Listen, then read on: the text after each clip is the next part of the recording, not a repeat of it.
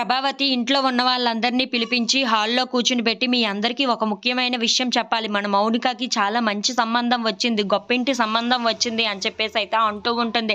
ఆ మాటలు వినగానే అక్కడ ఉన్న బాలు, "ఏంటి నీ గురించి గూడా తెలిసి మనకి గొప్ప సంబంధం వచ్చిందా?" అని చెప్పేసైతే అడుగుతూ ఉంటాడు. ఆ మాటలు వినగానే అక్కడ ఉన్న ప్రభావతి చాలా కోపంగా బాలుని చూస్తూ ఉంటుంది.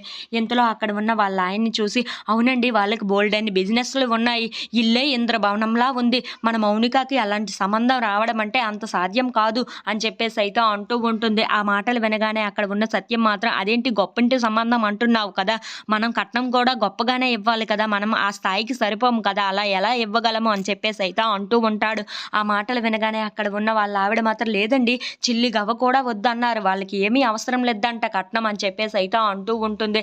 ఆ మాటలు వినగానే అక్కడ ఉన్న వాళ్ళందరూ అయితే ఒక్కసారిగా షాక్ అయిపోతూ ఉంటారు. "ఏంటి కట్నం వద్దని చెప్పారా?" అని చెప్పేసైతే అంటూ ఉంటాడు. ఆ మాటలు వినగానే అక్కడ ఉన్న ప్రభావతి మాత్రం, "అవునండి, వాళ్ళు అంత గొప్పవాళ్ళు, అంత మంచివాళ్ళు" అని చెప్పేసైతే అంటూ ఉంటుంది. ఇంతలో అక్కడ ఉన్న బాలు మాత్రం, "వాళ్ళ ఆస్తులు అన్నీ చూస్తున్నావే తప్ప వాళ్ళ గుణగణాలు చూడటం లేదు కదా నువ్వు" అని చెప్పేసైతే వాళ్ళ అమ్మని అంటూ ఉంటాడు. ఇంతలో అక్కడ ఉన్న వాళ్ళ అమ్మ మాత్రం, "నువ్వు ఊరుకోరా, మంచి సంబంధం వచ్చింది, నేను ఓకే చేసుకొని వస్తే నువ్వు మళ్ళీ ఇలా మాట్లాడుతున్నావేంటి" అని చెప్పేసైతే ప్రభావతి చాలా కోపంగా బాలుని అరుస్తూ ఉంటుంది. ఇంతలో అక్కడ ఉన్న బాలు మాత్రం, "అవును, వాళ్ళు మంచివాళ్ళో చెడ్డవాళ్ళో ఏవో తెలుసుకొని అప్పుడు సంబంధం ఖాయం చేసుకోవాలి. కానీ అంతకు వేరంగా ఎందుకు సంబంధం ఖాయం చేస్తున్నావు" అని చెప్పేసైతే వాళ్ళ అమ్మని అంటూ ఉంటాడు. ఇంతలో సంజయ్ వాళ్ళ నాన్న దగ్గరికి వచ్చి, "ఏంటి నాన్న అంతగా ఆలోచిస్తున్నావు" అని చెప్పేసైతే అడుగుతూ ఉంటాడు. ఆ మాటలు వినగానే అక్కడ ఉన్న వాళ్ళ నాన్న మాత్రం, "మనకి ఒక అడ్డుకట్ట ఉందిరా" అని చెప్పేసైతే అంటూ ఉంటాడు. ఆ మాటలకి అక్కడ ఉన్న సంజయ్ మాత్రం, "ఎవరు నాన్న" అని చెప్పేసైతే అడుగుతూ "ఇంకెవరు, బాలు" అని చెప్పేసి అంటూ ఉంటాడు.